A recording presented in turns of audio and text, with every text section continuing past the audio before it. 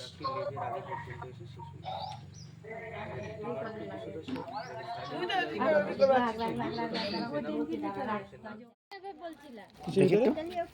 যা যা ওনাদের বাড়ি এটা? হ্যাঁ ট্যাঙ্কির ভেতরে। এই তুই যাচ্ছিস কেন লোকনাথ? তুমি ধরো। এ আবার দেখতে যাচ্ছে, শুক্লা আবার দেখতে যাচ্ছে।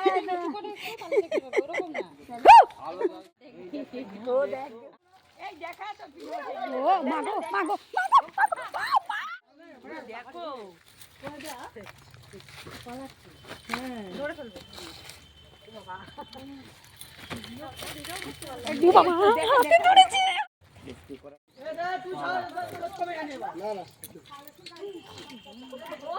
কলে গিয়ে চান করাচ্ছে। কাদা লেগে বাবা জন্ম জন্মদিন করে দেখলে উপরের দিকে উঠছে। অনেকদিন ওরা চান করাচ্ছে সুন্দর করে, ওরা চান করাচ্ছে গায়ে হলুদ। না খেয়ে শুকিয়ে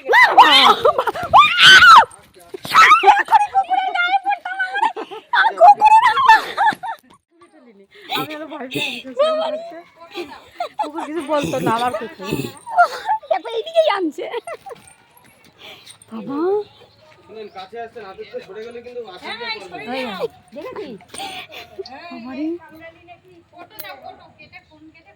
প্লাস্টিকের ফটো দেন। দেখেছি না পাচ্ছিস না তুই? ওই দাঁড়া দাঁড়া দাঁড়া, ওই লোক সবটি আজ আকাইপুর থেকে আমরা উদ্ধার করলাম। আকাইপুরে একটি বাড়ি চৌবাচ্চার ভেতর পড়ে গেছিল। আচ্ছা আচ্ছা কাট দাঁড়া কাট কাট কাট। আমরা বন দপ্তরের হাতে তুলে দেবো, সুস্থ পরিবেশে রেখে দেবো। এই লোক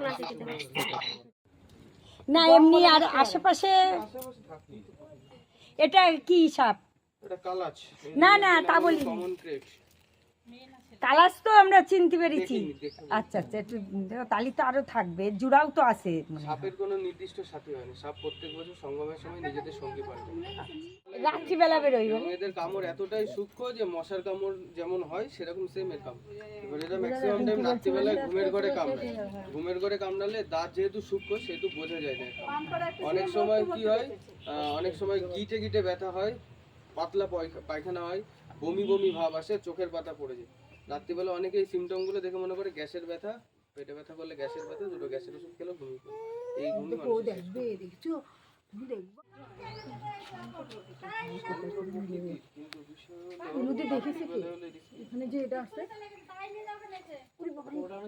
কার্তিক কার্তিক দেখেছি। ভূতা কাউকে মনে হয় কামড়াইছে, লেজটা ভূতা আর লেজ শুরু থাকে যে সাপে যদি কাউকে না কামড়ায় লেজটা ওরকম কেন? ওর লেজ এরকম থাকে? কোনো কারণে যখন এ ছোট ছিল তখন কোনো কারণে আঘাত লেগে কেটে পড়ে গেছে। এর মানে এই নয় যে লেজ ভূতে থাকলে কাউকে কামড়েছে বা কোনো কিছু। এই আমরা তো তাই বলে যে লেজ পড়ে যায়। পুজোর দিন দুধ কলা খেতে দিই। সাপ আদতেও দুধ কলা খায় না। সাপ দুধ খেলে জিপটাই সে সব মারা চেরা। যায়। হ্যাঁ তাই